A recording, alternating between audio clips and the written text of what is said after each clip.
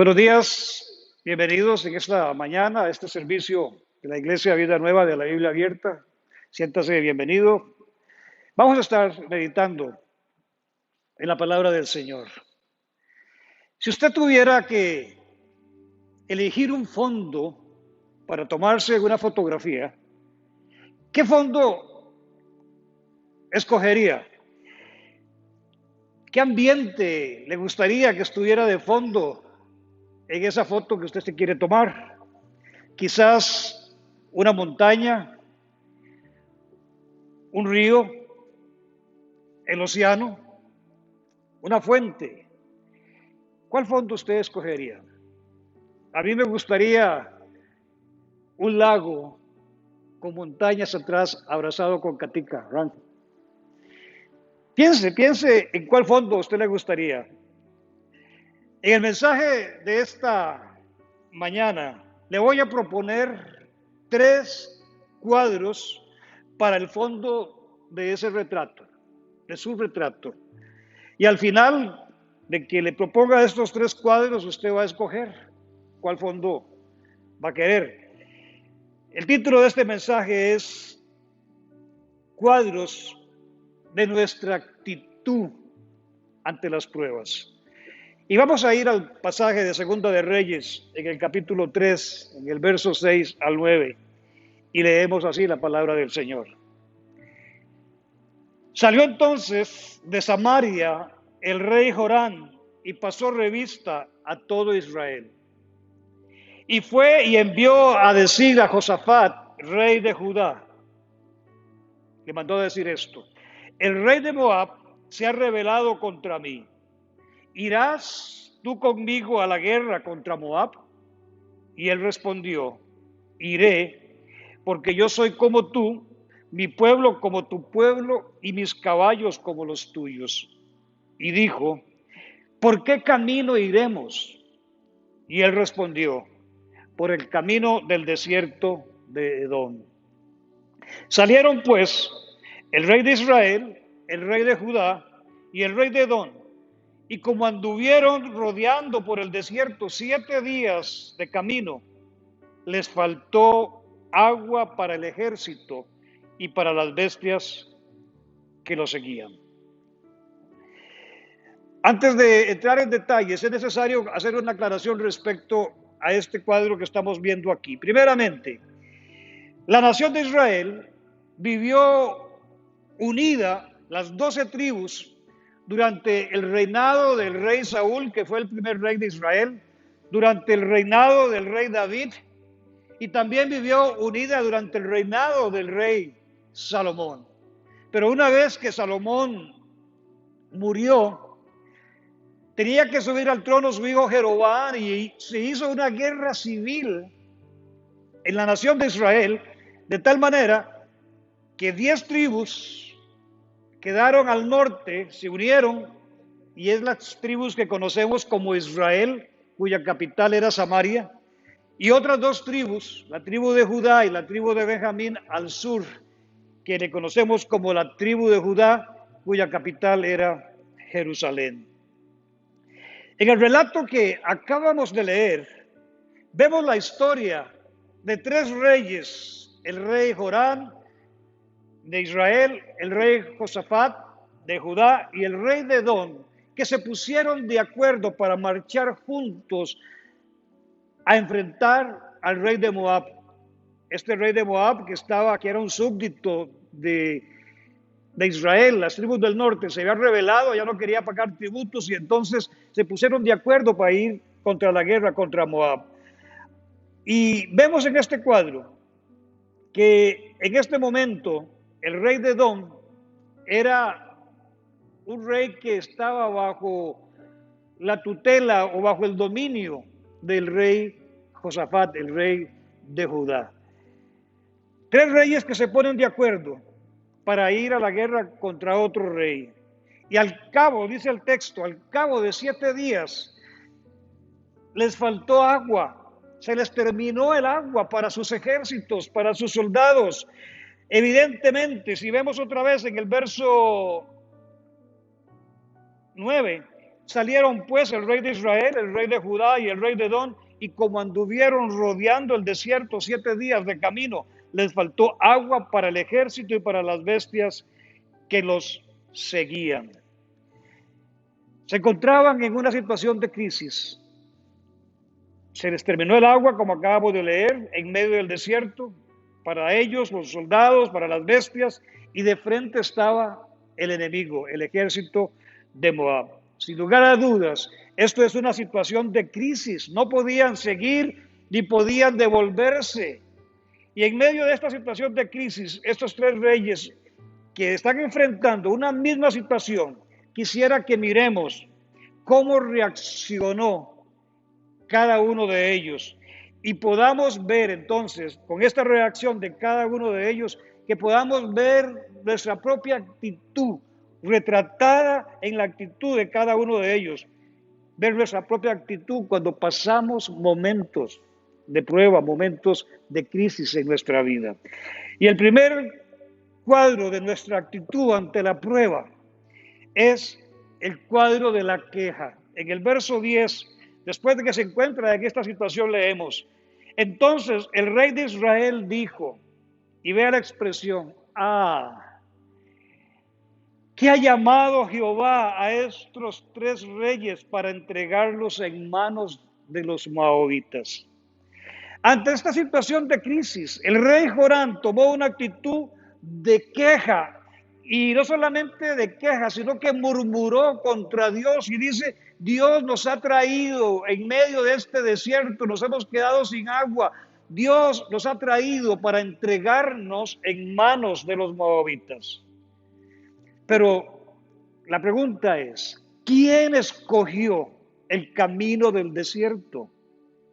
Si vemos en el mapa cómo están ubicados estos 3 reinos, era más fácil haber atacado Moab desde otro punto, desde la parte norte bajando, desde Samaria bajando. Pero este rey en esta situación lo que hace es, se queja: aquí ha traído Jehová a estos 3 reyes para entregarlos en manos de los moabitas. Pero otra vez, él fue quien tomó el camino del desierto. Si lo ven en el verso 8, cuando Joram le preguntó: ¿por cuál camino iremos? Él le respondió: por el camino del desierto de Edom. El desierto es parte del proceso que en el transitar de nuestra vida Dios usa para formarnos. ¿Por qué? Porque allí en el desierto, cuando Él nos lleva y permite que vayamos en ese camino de desierto en nuestra vida, es que cuando Él nos está llevando es porque allí en el desierto Él se va a manifestar a nuestra vida.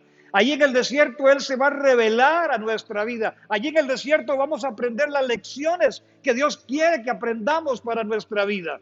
Pero una cosa es cuando Dios nos lleva al desierto y otra cosa es cuando usted escoge el camino del desierto, tal y como hizo el rey de Edom.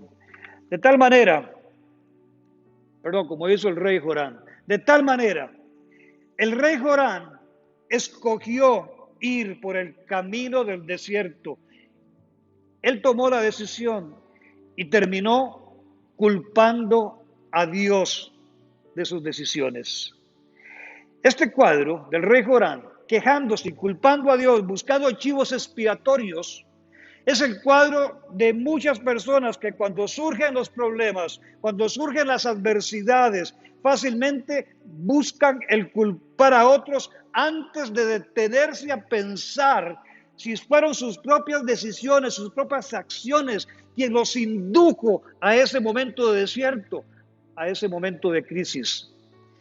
El quejarse y culpar a otros es parte, entendemos, de la naturaleza caída del ser humano. Fue la actitud de Adán cuando el Señor le preguntó: Adán, ¿qué hiciste? ¿Dónde estás? ¿Y qué le dijo Adán? La mujer que me diste me puso el fruto para que yo comiera de él. La mujer que me diste, culpando a Dios, buscando un chivo expiatorio, en este caso a Eva, la mujer que me diste. Esta actitud está en nuestra naturaleza caída y esta es la tendencia de muchas personas ante la crisis, echarle la culpa a otros por la situación que están pasando. Hoy, muchos, como Jorán, culpan a Dios. Y usted oye frases a lo largo de su vida, usted ha escuchado frases como estas. Frases que tienen que ver con echarle la culpa a Dios. Frases que tienen que ver y pregunta a la gente de esta manera. ¿Por qué Dios permite que haya tanta tragedia en el mundo? ¿Ha escuchado eso? La gente que dice, ¿por qué Dios permitió aquella inundación? ¿Por qué Dios permitió? ¿Por qué Dios culpando a Dios? Y está evitando el ser humano admitir su responsabilidad, que está actuando en contra de la naturaleza y lo establecido por Dios. De tal forma que esas cosas que ocurren no es algo que Dios esté propiciando, sino que es consecuencia, como digo, del actuar del ser humano. El ser humano siempre está buscando, como decía hace un momento, un chivo expiatorio para culparlo de su situación. En los trabajos, el chivo expiatorio es el jefe, algún compañero. En los estudios es el profesor que le caigo mal. En la iglesia, el pastor. Alguien es el responsable de lo que yo estoy pasando hoy. Esa es la tendencia del ser humano. Hoy la gente está culpando al gobierno. Hoy la gente está culpando a los chinos. Hoy la gente está culpando a la OMS. En fin, sin detenerse a examinar su propia cuota de responsabilidad. Y con toda consideración y respeto, y otra vez esa frase, y cuando la digo así es porque tal vez lo que le voy a decir le puede golpear. Si bien la pandemia es un factor externo, quizás si bien otras dificultades, otros momentos de crisis, usted no puede controlarlas al momento. La realidad es que en muchos casos la crisis en la vida de muchas personas ya estaba. Ya habían indicios de que se estaba encaminando hacia un momento de dificultad. Ya estaba allí presente y lo que vino a ser el momento que se estalló la situación de crisis fue que vino a poner en evidencia tal condición. Pero ahora es muy fácil de que la gente le eche la culpa a la pandemia. Pero ahora es muy fácil evadir nuestra responsabilidad y no evaluar nuestro grado de responsabilidad que nos condujo a una situación, llámese pandemia, lo que sea. No nos sentamos a pensar en nuestro grado de responsabilidad por lo cual nos condujo eso hasta ahí. Mírenlo así, mírenlo de esta manera. Hay gente que estaba hasta aquí de deudas, que estaba hasta aquí con una serie de problemas y estaba en un atolladero antes de la pandemia, pero apareció la pandemia y la gente le echa la culpa de su estado actual a la pandemia. Eso es una forma muy simplista de enfrentar los momentos de crisis. En medio de la prueba, lo peor que nos puede pasar a cualquiera de nosotros, es que nos dejemos arropar por las circunstancias. Lo peor que nos puede pasar es que no nos sentemos a meditar cuál es mi cuota de responsabilidad en la situación, cualquiera que sea, que estoy viviendo. Y no pensar de buenas a primeras en echarle la culpa a los demás. Ante la prueba de la crisis, no permita que los factores externos y las circunstancias lo arropen y usted empieza a culpar a otros. El segundo cuadro de nuestra actitud ante la prueba es la indiferencia. Note en el texto que leímos, lo que hemos leído hasta aquí, que fueron 3 los reyes que se pusieron de acuerdo para ir a la guerra contra Moab. Fueron 3 los reyes que tomaron esta decisión. Sin embargo, no puedo poner una cita bíblica para referirme al rey de Edom. Si usted ve los versículos siguientes, no se dice nada de él. En este momento de crisis no aparece el rey de Edom tomando alguna acción o alguna decisión con respecto a lo que están pasando. Leímos que Joram se quejó. Josafat también reaccionó en el verso 12 y ahora lo vamos a ver ampliamente, pero del rey de Edom no se dice nada. El segundo cuadro que estoy hablando es el cuadro de la indiferencia. El rey de Edom, ante esta situación de prueba, ante esta situación de crisis, toma una actitud de indiferencia. Y así hay muchas personas y muchos creyentes que ante la situación que los está agobiando mantienen una actitud de indiferencia. Ni se quejan, ni alaban, ni fu, ni fa en sus vidas. Y hoy lo vemos en lo natural, a la gente en las calles que andan como si la pandemia no fuera con ellos. Hoy vemos también en las calles a muchos creyentes que están viviendo su vida como si no fuera con ellos lo que está pasando en esta situación o en otra situación, en otras áreas de su vida. Viven en total indiferencia. Como dije, frígitos, ni fu, ni fa. El decir de los indiferentes, una frase cliché, es que dicen, Dios tiene todo bajo control. Y eso es cierto. Dios tiene todo bajo control. Pero Dios hará, escuche esto, lo que Él puede hacer, pero nunca Dios va a hacer lo que usted y lo que yo debemos de hacer. Así que tenemos que dejar esa indiferencia a un lado.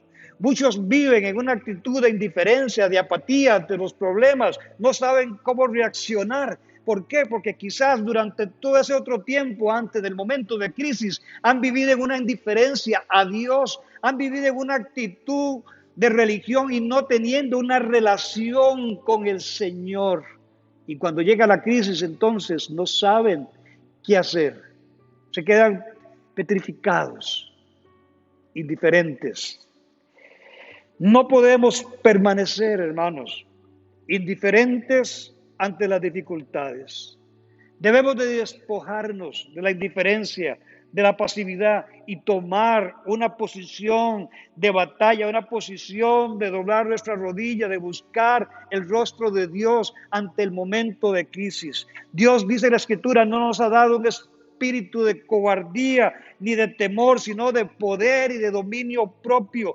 Y es por esa razón, por ese espíritu de poder y de dominio propio, que ante los momentos de dificultad, ante los momentos de crisis, no podemos evadir ni podemos de alguna manera estar indiferentes ante lo que estamos enfrentando. El tercer cuadro de nuestra actitud ante la prueba es, y aquí voy al cuadro de Josafat, en el verso 12. El tercer cuadro de nuestra actitud ante la crisis, ante la prueba, es buscar el rostro de Dios.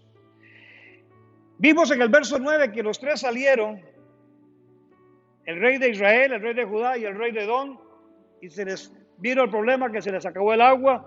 Entonces el rey de Israel dijo, en el verso 10, se quejó otra vez diciendo que había sido Dios que los había traído ahí. Pero cuando Josafat lo oyó, Josafat dijo, no hay aquí, en medio de la crisis, en medio de escuchar a este hombre quejándose, murmurando contra Dios, en medio de ver la indiferencia que tenía el rey de Edom, Josafat en el verso 11 dice, no hay aquí profeta de Jehová para que consultemos a Jehová por medio de él. Y uno de los siervos del rey de Israel respondió y dijo, aquí está Eliseo de Safat, que servía a Elías. Y Josafat dijo, este tendrá palabra de Jehová. Y descendieron a él el rey de Israel y Josafat y el rey de Edom.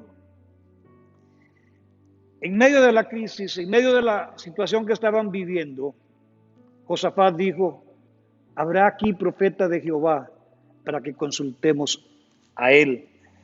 Dios, en otra forma de entender esto, Josafat está diciendo, Dios es quien tiene en esta situación de crisis, de problema en que estamos, es quien tiene una respuesta para nuestra vida, de cómo vamos a salir. Y una aclaración necesaria que nos va a dar entendimiento para cuando ocurre el milagro, lo hago aquí como un paréntesis.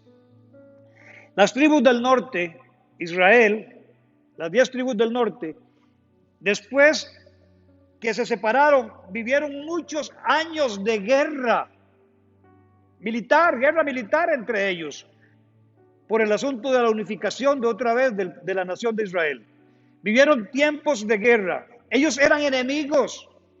Pero aquí vemos el cuadro de cómo Josafat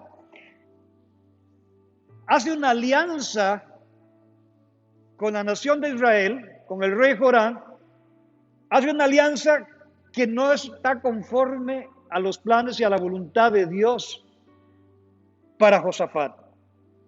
El rey Joram, si vemos un poquito el perfil de cómo era él, para ver por qué esta alianza no le convenía a Josafat, dice en el verso 1 del capítulo 3, Joram, ahí empieza el pasaje, hijo de Acab,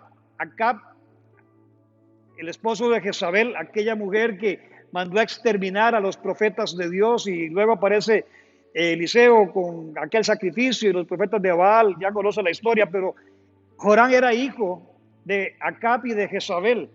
Comenzó a reinar en Samaria sobre Israel en el año 18 de Josafat, rey de Judá, y reinó 12 años. Y vea, hablando de Joram, por eso el asunto de cuidado con las alianzas que usted hace con otras personas, cuidado con los negocios en los que usted se mete con otras personas, cuando hay situaciones en la vida de esas personas que no están conforme a Dios. Por eso es que a muchos creyentes, aquí como un paréntesis, no sé por qué estoy hablando de esto, pero a muchos creyentes les va como un quebrado en sus negocios por las alianzas que hacen. Este hombre, Joram, hizo lo malo ante los ojos de Jehová, aunque no como su padre y su madre, porque quitó las estatuas de Baal que su padre había hecho. Pero dice el verso 3, pero se entregó a los pecados de Jeroboam, hijo de Nabat, que hizo pecar a Israel y no se apartó de ellos. Este hombre vivía mal delante de Dios. Los pecados de Jeroboam hacen referencia a que cuando se dividieron las tribus, entonces Jeroboam, el hijo de Salomón, para que el pueblo no tuviera que ir a Jerusalén a adorar, entonces les dijo, no vayan a adorar allá al sur, yo les voy a hacer dioses, ídolos, imágenes, y aquí vamos a adorar a Dios a nuestra forma y no en la manera en que Dios había establecido. Esos son los pecados de Jeroboam. Y este clase de ser era Joram, pero Josafat se alió con él en una alianza, como digo, que no estaba conforme a la voluntad de Dios. Y lo que le dije, tenga cuidado con quién usted se asocia, con quién usted hace negocios, con quién usted hace alianzas, con quién usted anda caminando, porque hay personas que verdaderamente están mal y por eso esas consecuencias les pueden alcanzar en su vida en algún momento. Eso fue como un paréntesis, como algo extra para su vida. Así que Josafat, aún con todo que se había embarcado en esa alianza, él reconoce de que en ese momento de crisis, el único que lo puede ayudar es Dios. No habrá aquí un profeta de Jehová para que consultemos a él. Ante la prueba y la crisis, entonces, ¿cuál es la actitud en su corazón? Hasta aquí, ¿cuál cuadro de ese que le decía que usted debe de escoger? ¿Cuál es la actitud de su corazón? La actitud del rey Joram, de queja, de murmurar, de echarle la culpa a Dios, de echarle la culpa a otros. O la actitud del rey de Edom, de tener una actitud de indiferencia, como que no es con usted la cosa, que pase lo que pase, Dios está en control, taca. O una actitud como la del rey Josafat, de decir en su corazón, Dios tendrá una palabra para nuestra situación hoy. Y yo le digo, a usted le conviene tomar la actitud de Josafat. Dios tendrá una palabra para nuestra situación, para esta crisis, es lo que está diciendo Josafat. Vayamos, consultemos a Dios por medio del profeta. La actitud de Josafat, aun y cuando él se había metido en esta alianza, la actitud de Josafat es: aun si usted ha errado, aun si usted ha tomado algunas decisiones erradas y ha entrado en un momento de crisis producto de esas decisiones que tomó, aún con todo eso, usted puede buscar la ayuda y el consejo de Dios. Es el caso de lo que vemos en Josafat. De Josafat aprendemos que en medio de la crisis, en medio de las situaciones de dificultad que podamos estar pasando, la última palabra no la está dictando nuestras circunstancias, la última palabra de nuestras circunstancias la tiene Dios. Eso es lo que estamos viendo en la actitud de Josafat y es lo que usted y yo debemos de albergar en nuestro corazón. Si es una enfermedad, no son los dictámenes médicos que tienen la última palabra, no es la opinión de los médicos que tienen la última palabra. Si es una enfermedad en su vida, es Dios quien tiene los días de su vida delante de Él. Es Él quien tiene la última palabra. Si es una situación económica, financiera, no son los bancos, no son los acreedores que van a tener la última palabra. Es Dios. Cuando usted pone su confianza y su seguridad en Él, Él le va a dar la salida, porque juntamente con la prueba de ese libro de Corintios, Él nos da también la salida. Si es un problema a nivel emocional, a nivel de un matrimonio, en la relación con su esposo, en la relación con su esposa, si es un asunto con sus hijos, no son las circunstancias quien tiene la última palabra, es nuestro Señor Jesucristo. Así que esta es la actitud que tiene que estar en su corazón y en mi corazón. No se dé por vencido, cualquiera que sea la circunstancia. No se dé por vencida. Usted tiene que renunciar al negativismo, a esa actitud de buscar chivos expiatorios, de culpar a otros. Usted tiene que reinventarse con Dios en medio de la crisis y no permitir que el diablo lo paralice. No permitir de que entre en usted indiferencia, sino que como Josafat busque a Dios. Él es quien tiene una palabra para su vida en lo que usted puede estar pasando, en lo que usted pueda estar viviendo ahora o en el futuro. El punto número 4.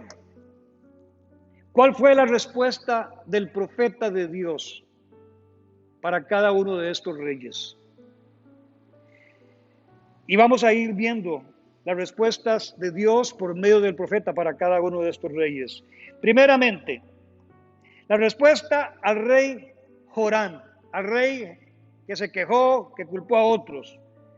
En el verso 13 y 14 leemos: entonces Eliseo dijo al rey de Israel: ¿qué tengo yo contigo? Le preguntó, ¿qué tengo yo contigo? Ve a los profetas de tu padre y a los profetas de tu madre. Y el rey de Israel le respondió: no, porque Jehová ha reunido a esos 3 reyes para entregarlos en manos de los moabitas. Todavía allí delante del profeta de Dios, todavía con una actitud de negativismo. Pero note algo bien importante. ¿Qué tengo yo contigo?, le dice el profeta Eliseo. En palabras populares, en nuestro argot, aquí en nuestra nación, es como que el profeta le dijera al rey Jorán, a este rey quejumbroso que culpó a otros, es: Jorán, usted y yo, nada que ver. Nada que ver. Esto es lo que en palabras populares sería: usted conmigo, Jorán, nada que ver. Si hubiera venido solo, quizás, bueno, no quizás, si hubiera venido solo, ni lo recibiera. Porque vea entonces lo que dice en el verso 14. Y Eliseo dijo: vive Jehová de los ejércitos en cuya presencia estoy, que si no tuviese respeto al rostro de Josafat, rey de Judá, a este hombre que puso su confianza en el Señor, que si no tuviese respeto al rostro de Josafat, no te mirara a ti ni te viera. Usted conmigo nada que ver, y si hubiera venido solo, si no hubiera venido con Josafat, ni siquiera le abrió la puerta. Eso es lo que prácticamente le está diciendo. Esa fue la respuesta de Dios al profeta, por medio del profeta, al rey Jorán. Pero uno dice, qué duro, qué rudo. ¿Qué hay detrás entonces de la queja de Jorán? Ya dijimos la calidad espiritual que tenía, en la que vivía, cuando repasamos el versículo 1 al 3. ¿Por qué esta severidad del profeta Eliseo? Y la respuesta es el pecado. Ya lo leímos. Usted puede notar en el verso 2 que dice que durante su reinado Jorán hizo lo malo delante de Dios y se entregó a la adoración de imágenes de becerros para que igualmente la gente no fuera a Jerusalén a adorar. Les hizo su propio Dios para que lo adoraran ahí, en el norte. Entonces la severidad del profeta Eliseo es precisamente por el pecado en que estaba viviendo este hombre.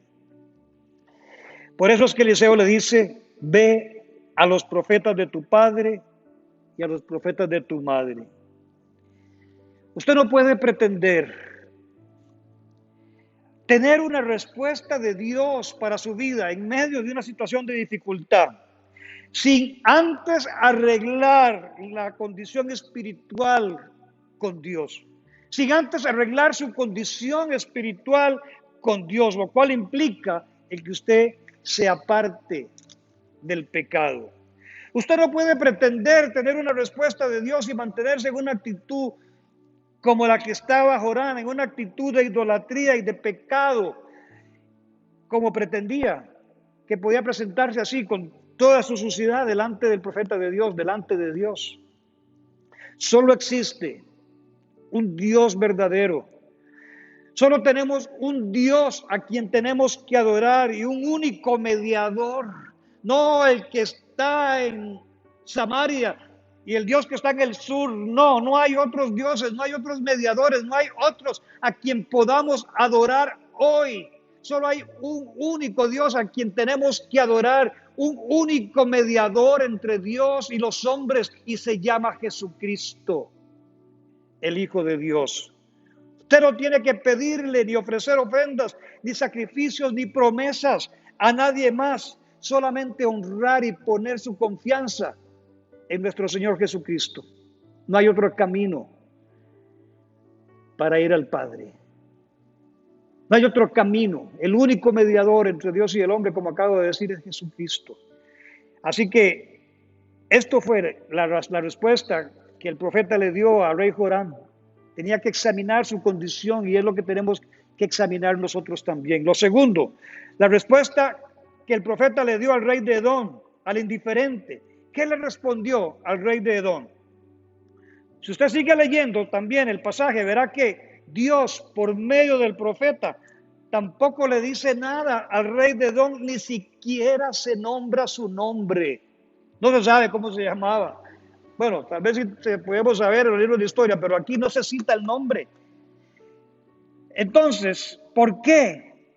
A este hombre que tuvo una actitud de indiferencia, que no hizo nada, ni se quejó ni alabó en medio de la crisis. ¿Por qué? Porque el que es indiferente con Dios, y escuche esto, el que es indiferente con Dios y no se compromete con Él, tampoco recibirá una palabra de parte de Dios para su vida. Mucha gente dice, es que Dios no me habla. ¿Usted ha escuchado eso? Ore usted por mí, porque a usted sí lo oye el Señor. A mí Dios no me habla. Aún los creyentes están viviendo. No lo dicen porque les daría pena, pero ellos saben que Dios no les habla hace mucho tiempo. Y entonces, mucha gente dice, es que Dios no me habla. Quizás no le habla. ¿Sabe por qué? Porque cuando le habló, a usted no le gustó, como quizás no le está gustando este momento que le estoy hablando. No le habla porque entonces cuando le habló, usted mantuvo una actitud de indiferencia. Quizás no le habla porque ya su conciencia se cauterizó, ya usted no puede escuchar la voz del Espíritu Santo porque tiene la conciencia cauterizada. Todos los cristianos quieren ser bendecidos por Dios, pero no son generosos con Dios.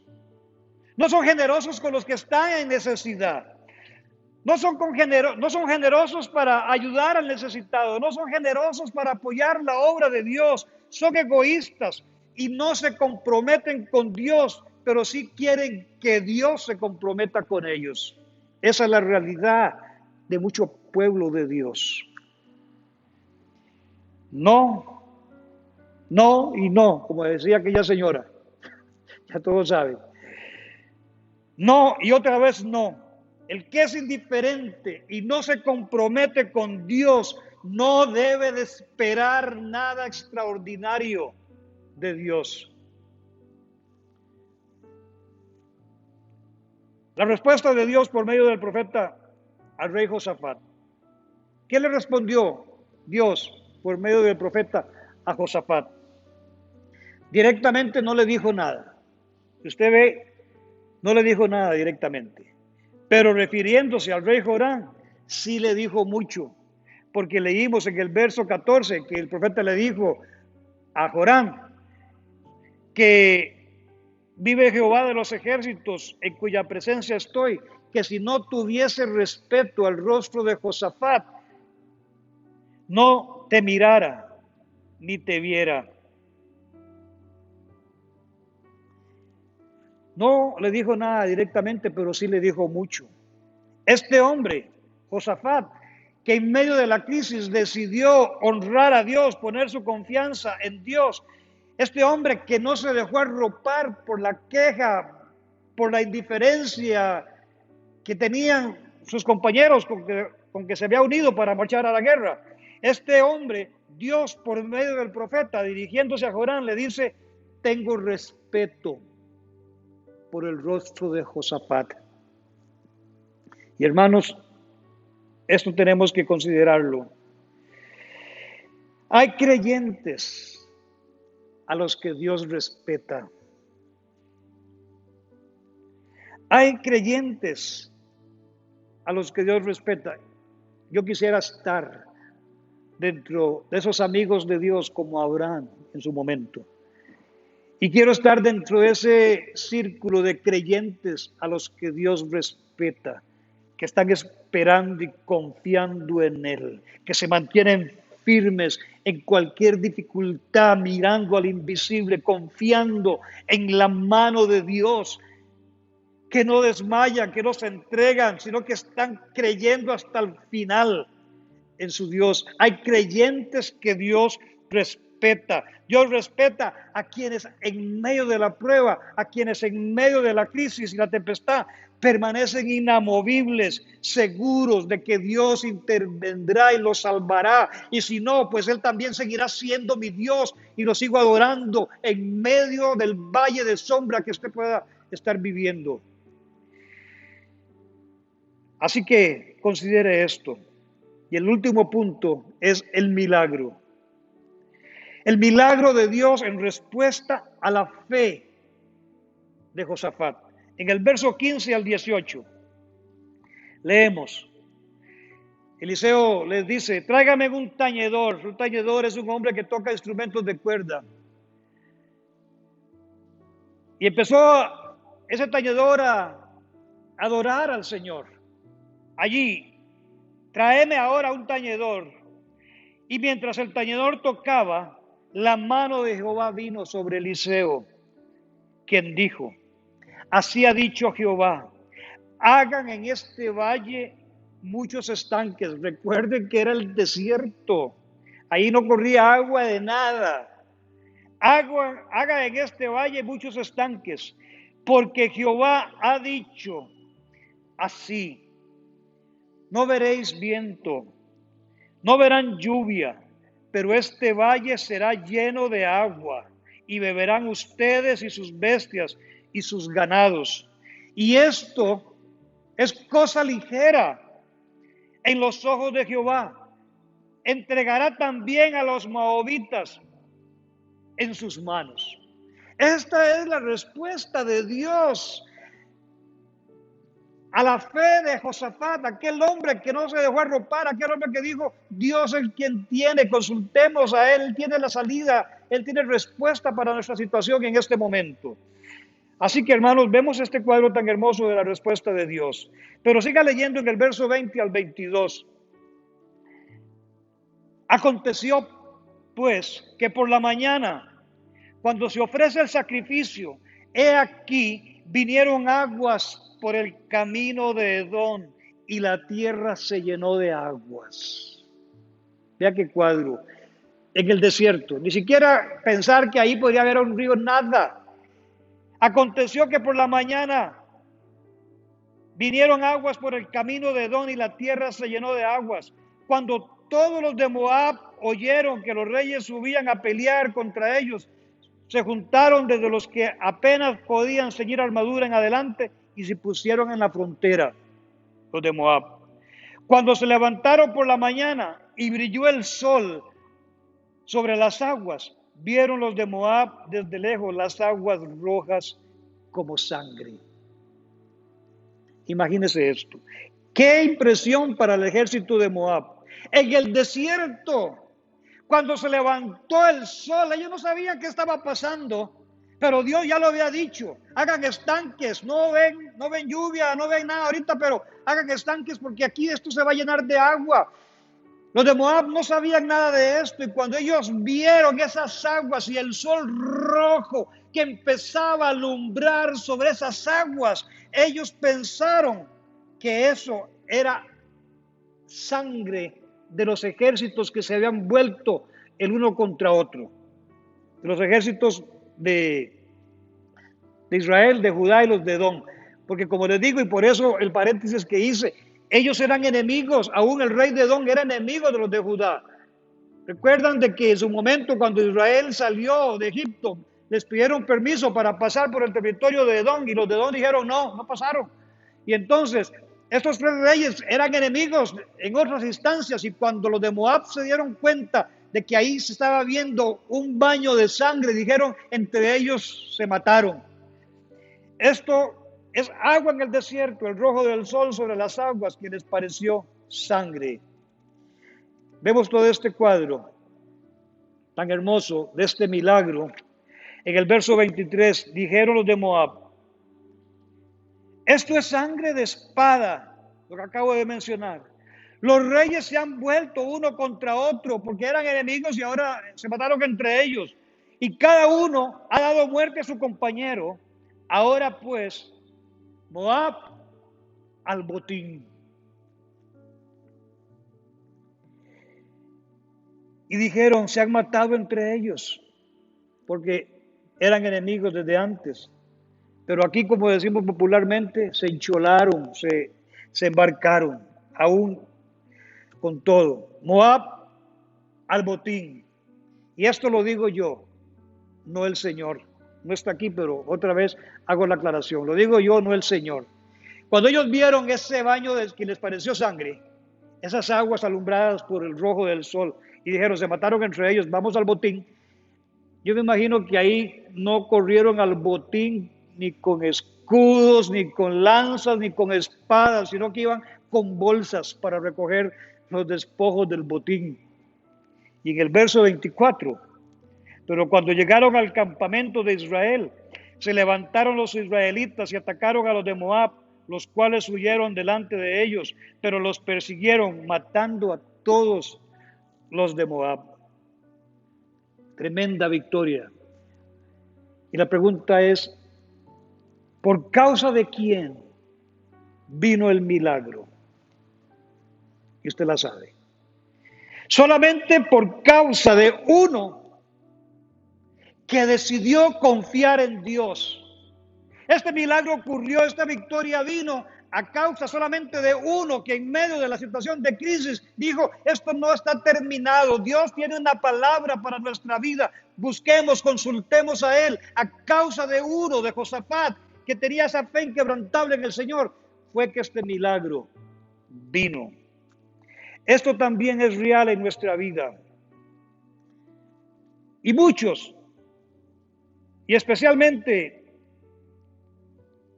cuando se es joven, Este milagro ocurrió por causa de uno que confió en el Señor. Y muchas veces en la vida de las personas son bendecidos, son cobijados, protegidos por Dios, están viendo la bendición de Dios sobre su vida, no por su forma en cómo viven su relación con Dios, sino por otras personas, quizás una madre, un padre que está confiando, que está constantemente en la presencia de Dios, clamando, buscando el rostro de Dios, y entonces esa protección, esa cobertura, esos milagros, a esas respuestas de Dios, a esta madre, a este padre, entonces cobija a otros miembros de la familia. No es porque usted es muy carguita, porque usted es algo, no. Es esa misericordia y esa fidelidad de Dios. Aquella madre, aquel padre que está confiando enteramente en Dios. Hay ministerios a los que Dios bendice. ¿Por qué? Porque el que está al frente de ese ministerio es un hombre, una mujer de Dios que está confiando en ese Dios poderoso, en ese Dios fiel. Hay esposos que son bendecidos no por ellos, porque son unos vagos. Pónganle en el partido de la Liga o el partido de Saprissa. Ahí sí, están hora y media, tiempos extras y penales. Que son bendecidos esos esposos, que son unos holgazanes espirituales, porque no son los sacerdotes del hogar, han relegado esa función a su esposa, y esa es la realidad de la iglesia, y es la realidad, hay muchas iglesias, y esta iglesia no escapa a esa realidad también.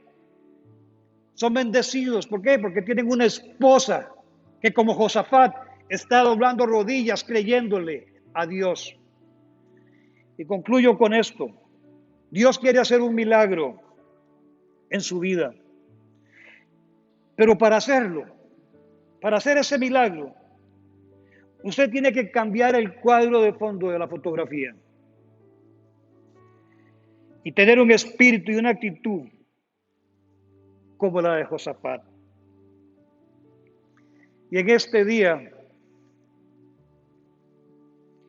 yo le hablo a la iglesia del Señor.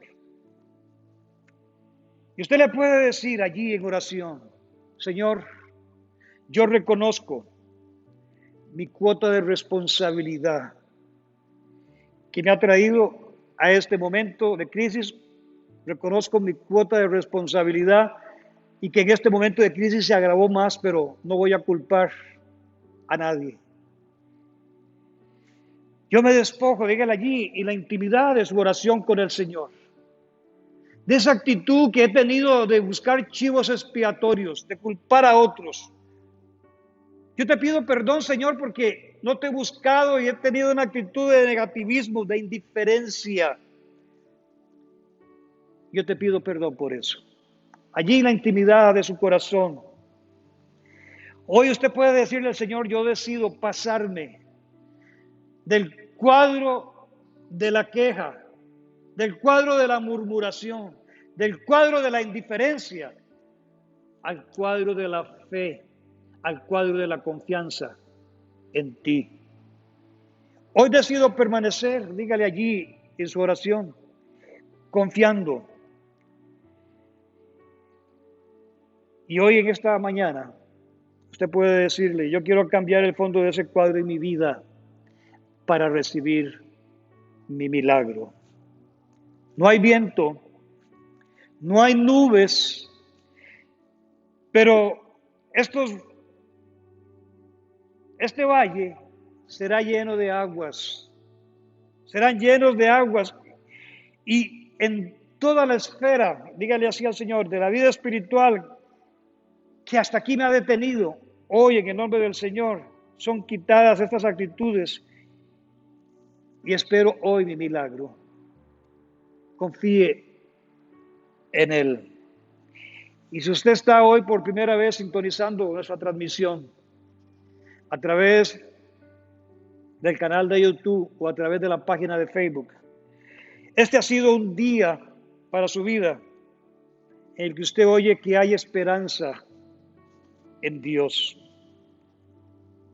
Hoy es un día en el que al escuchar este mensaje usted se puede o se pudo haber identificado con Jorán o con el rey de Edom. Pero hoy Dios quiere hacer un milagro en su vida, así como lo hizo en la vida de Josafat, por aquel que decidió poner su confianza, buscarlo a Él en medio de la crisis. No hay nada imposible para nuestro Dios. No hay nada imposible para Él. Y ese milagro empieza a manifestarse en su vida cuando usted reconoce su incapacidad y pone su confianza en Él, tal y como nos ilustra la vida de Josafat. Hoy es el día de donde quiera que usted esté hoy. Yo le invito a usted a que entregue el control de su vida y ponga su confianza en Jesucristo el Señor. Usted puede orar conmigo diciendo esta oración: Señor, yo reconozco mi insuficiencia. He tenido esas actitudes de culpar a otros y no buscar la cuota de responsabilidad. Yo reconozco, Señor Padre, que he sido indiferente, que he sido egoísta en muchas áreas de mi vida. Ya no puedo mantener el control de esta situación y por más difícil que estoy pasando, hoy yo decido confiar en ti. Y usted le puede decir: Señor, yo quiero entregarte el control de mi vida. Reconozco mi condición de pecador, la que no reconoció Joram y quiso presentarse como nada delante del Señor. Yo reconozco mi condición delante de ti, Señor, que te he ofendido, que soy pecador y te pido perdón. Y ahí empieza la restitución y la bendición y el milagro sobre mi vida. Te abro mi corazón, te recibo en mi corazón como mi Señor y mi único Salvador, en el nombre de Jesús. Amén. Si usted ha hecho esta oración, usted es hijo de Dios, sígalo, conózcalo más, aférrese a Él y verá cómo las cortinas se empiezan a correr y espere el milagro de Dios. Que el Señor les bendiga. Siempre terminamos nuestros servicios declarando la bendición sacerdotal. La bendición con la que el Señor le ordenó a Moisés y al sacerdote Aarón que bendijera a su pueblo, a los que Él había redimido de la esclavitud en Egipto, a los que con mano poderosa, igualmente, por uno que decidió confiar en Él, Moisés, y ser un instrumento en sus manos, vino el milagro de las plagas y la liberación de Egipto. Cuánto más Dios va a hacer en nuestra vida. Y esta oración de un Padre protector, de un Dios amoroso, que le está garantizando a su pueblo esa presencia durante todo su caminar hasta la tierra prometida, yo la declaro, esta bendición, sobre el pueblo adquirido por Dios, sobre usted, que ha entregado su vida hoy, sobre los redimidos por la sangre de Jesucristo, diciéndoles: el Señor te bendiga y te guarde. El Señor haga resplandecer su rostro sobre ti y tenga de ti misericordia. El Señor alce sobre ti su rostro y ponga en ti paz, y pondrán mi nombre sobre mis hijos y yo los bendeciré. Y yo pongo tu nombre, el nombre de Jesús, nuestro Redentor, el nombre de Jesús, nuestro Salvador, el nombre de Jesús, el único mediador entre nosotros y Dios, entre usted y Dios. El nombre de Jesús, el único que es el único camino al Padre, sobre la vida de cada hombre y de cada mujer. Y los bendigo en el nombre del Padre, en el nombre del Hijo y en el nombre precioso del Espíritu Santo. Amén y amén. Dios les bendiga.